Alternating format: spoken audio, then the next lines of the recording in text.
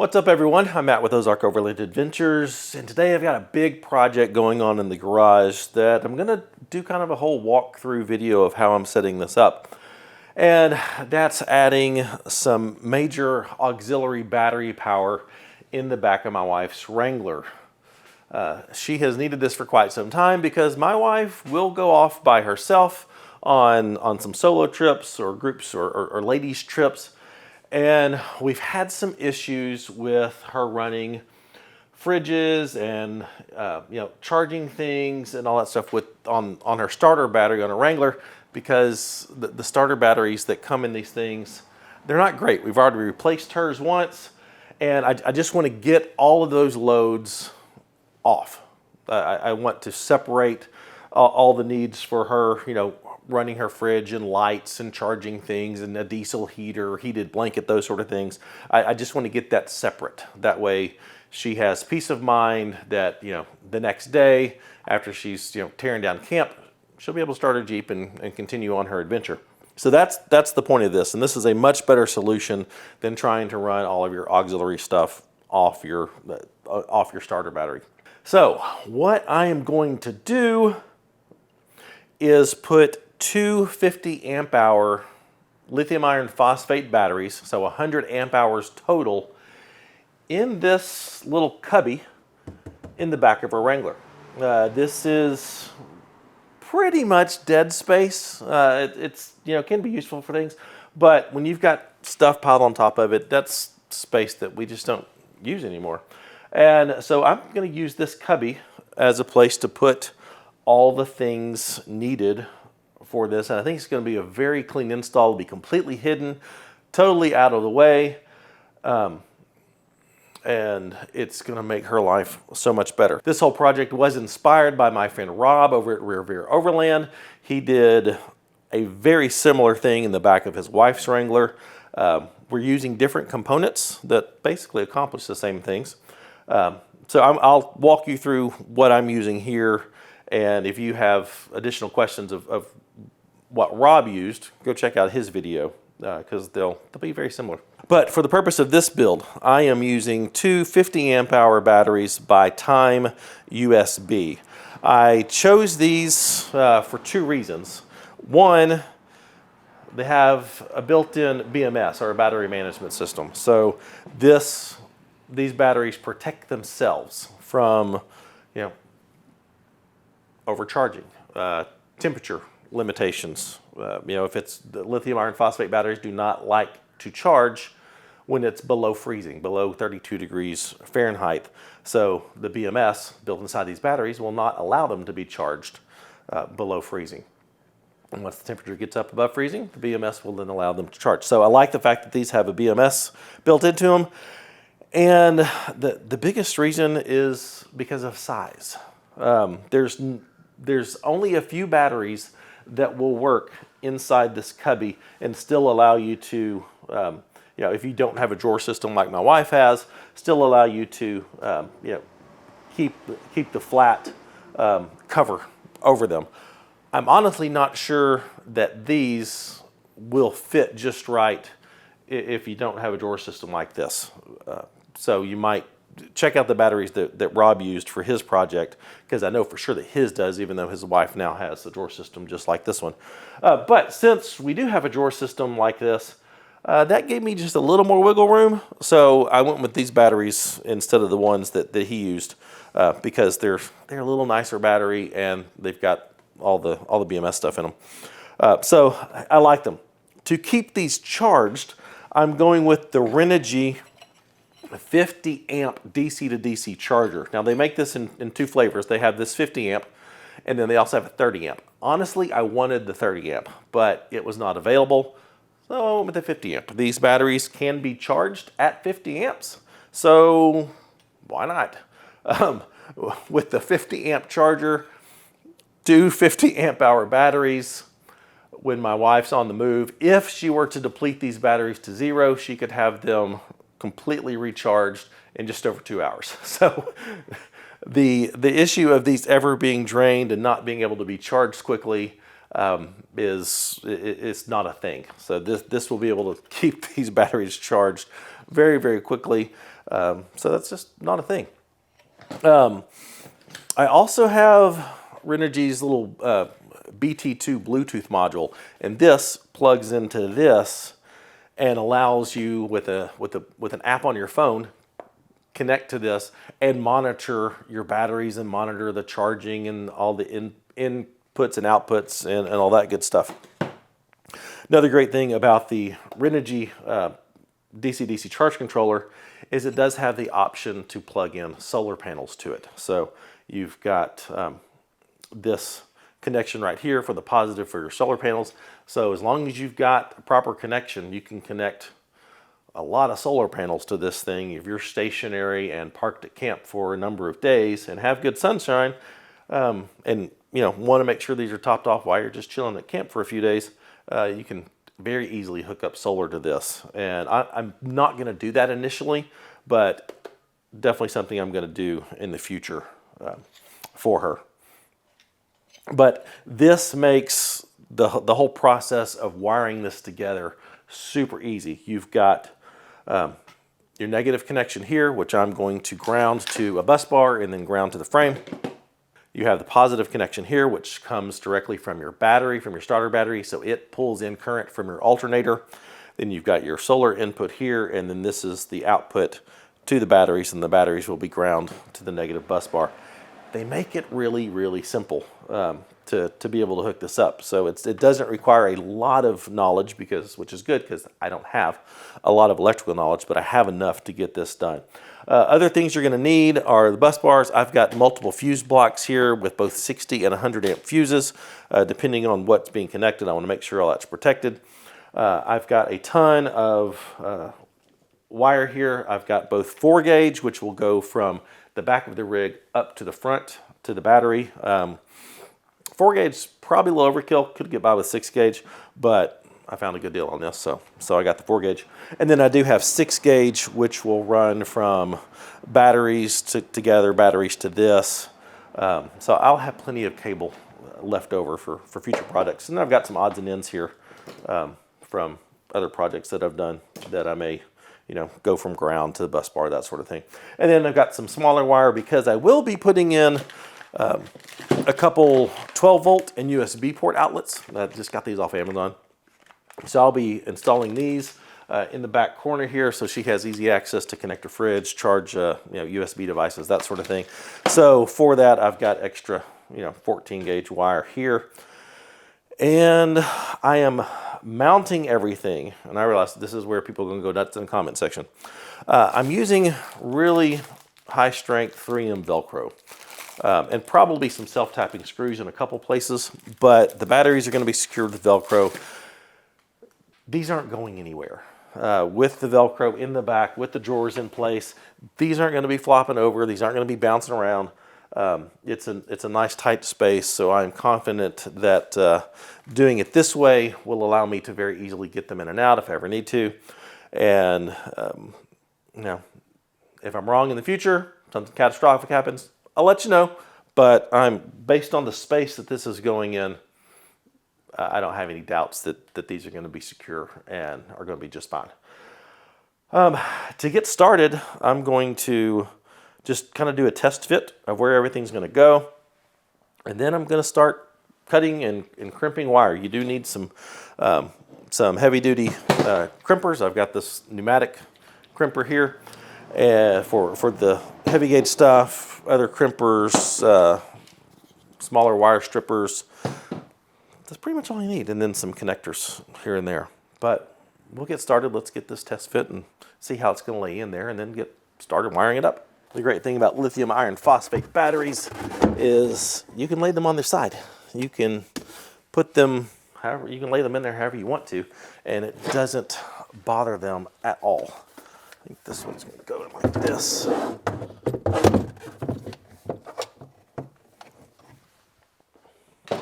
And then the Renogy controller, I think, can go in flat like that. Nope. Renogy controller is going to go mounted up here. I'll use self-tapping screws for that and mount that in there. And then my 2 bus bars can go there, probably on this side. So yeah, I think that'll work.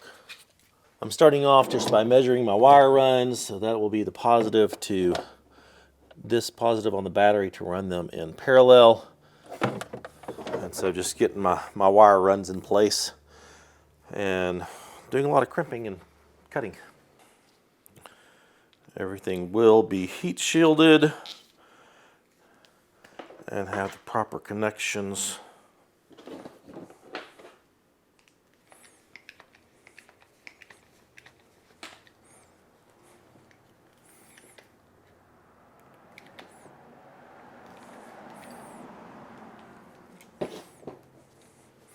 Excellent.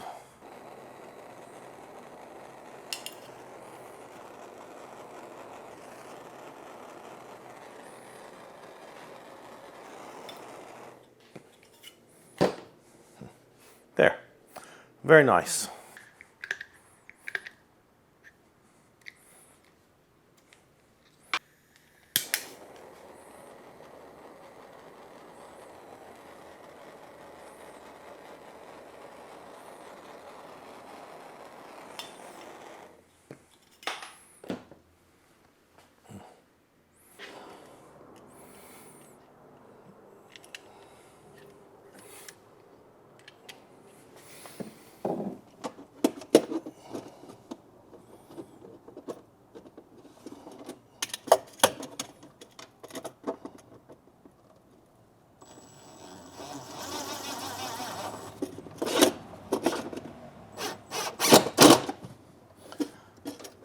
Bingo. Perfect.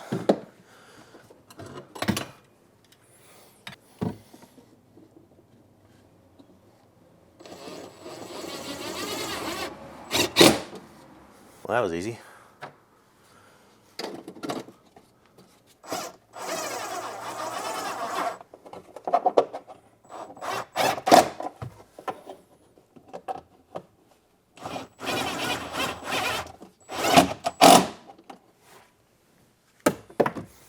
There, those will work nicely there. The bulk of this project is just cutting wire. That's what takes the longest. It's just cutting all your wires to length and getting them wrapped properly, getting them sized right, making sure everything fits. I mean, it's kind of tedious, but it's also kind of relaxing too.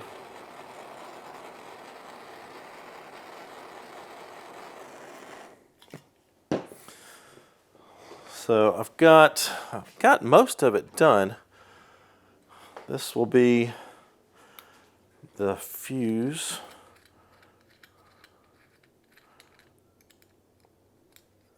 from the charger to the battery. And I've got another fuse that goes from the charger to the starter battery. So everything is protected, and then I'll have another fuse that goes from the battery to the output. So 3 total inline fuses for this.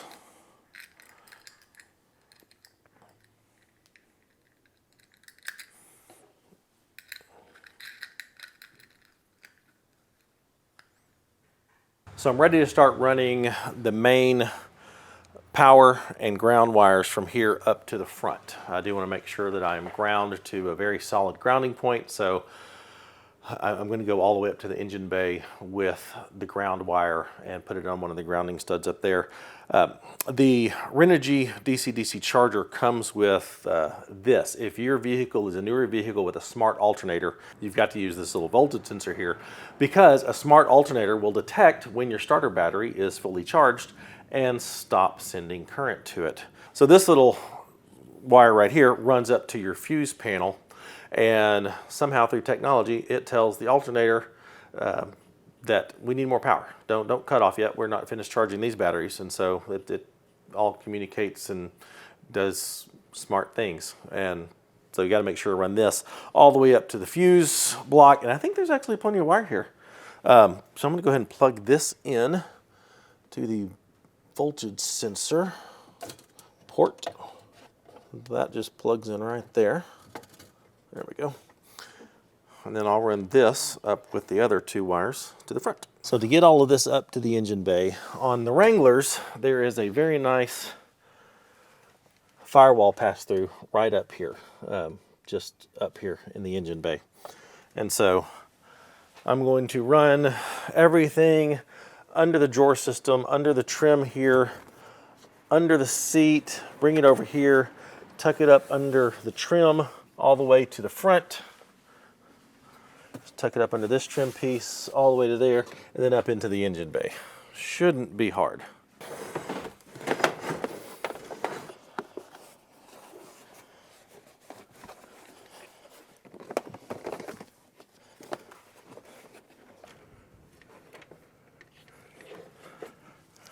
Aha. Got it. All right, I've got all my wires run up through the firewall. I did have to splice an extension onto this to get it over to the fuse box. This is going all the way to the battery. And then my ground wire will be ground on this ground stud right there. I think that'll work great. You do want to make sure you zip tie all of this out of the way. I'll make sure that's secured.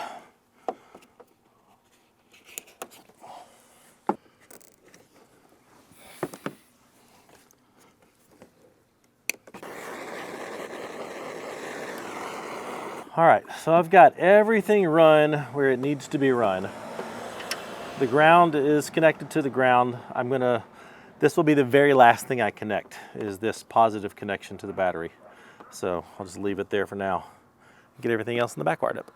With the main wires run to the ground and up to the battery, not connected to the battery, I am ready to start mounting these and then start making all the connections.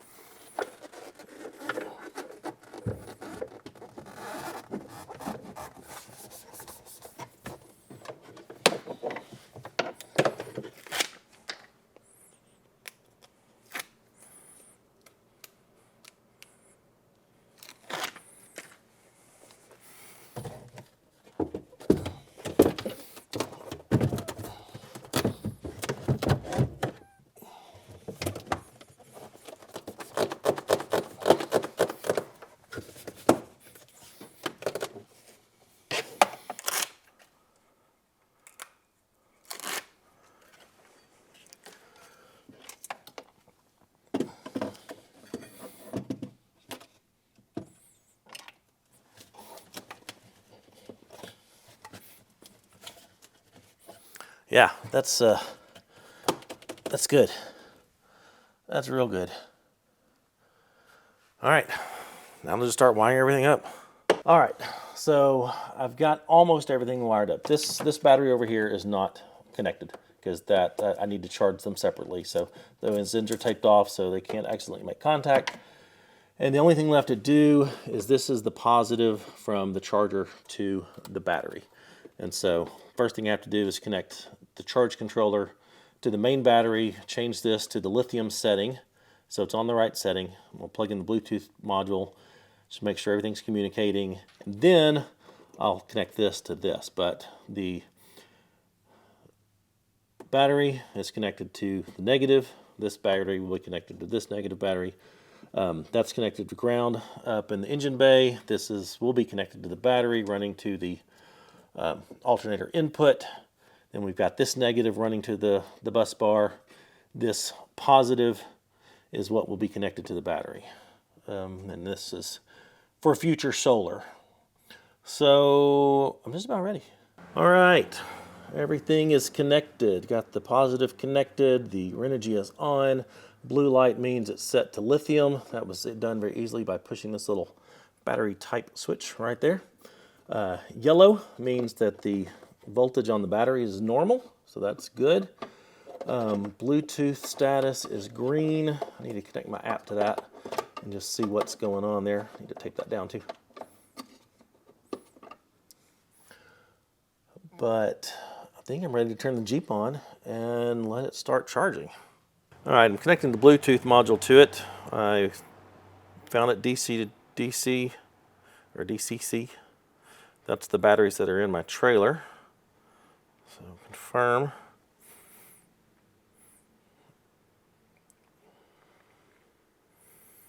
All right, DC.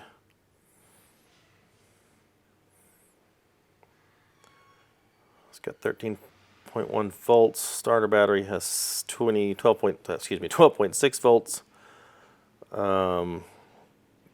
That's pretty awesome. Shows both batteries, not charging. Let's go turn the Jeep on and see what happens. All right, this is freaking sweet. So it shows we've got from the engine to the starter battery to the Renogy to the house battery. And house battery's at 13.7. We've got 52 amps at the starter battery. We've got 49.98 charging amps going into the battery, so that'll be topped off very, very quickly.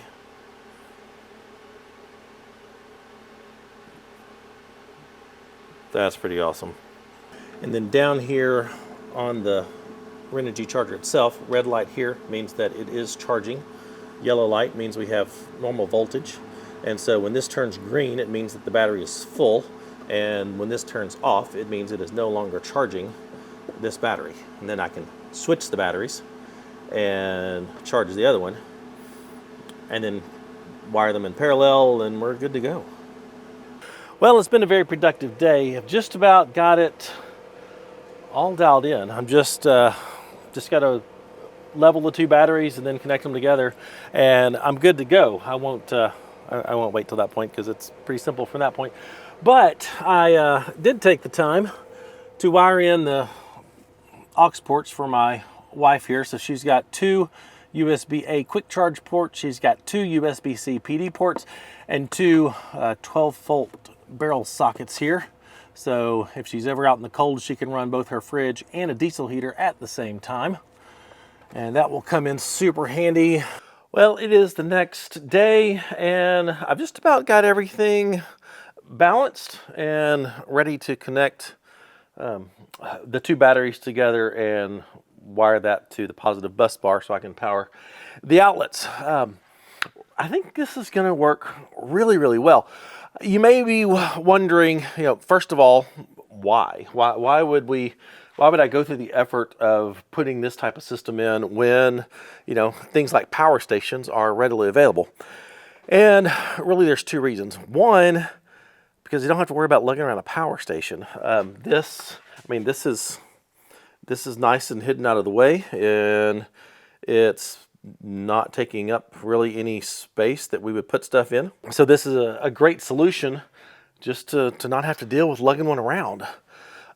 Two is actually the cost. So with this system, two 50 amp hour batteries, so 100 amp hours, I've got 1,280 watt hours, talking in power station terms, 1,280 watt hours worth of power now in the back of the Wrangler, which is more power than a Jackery 1000.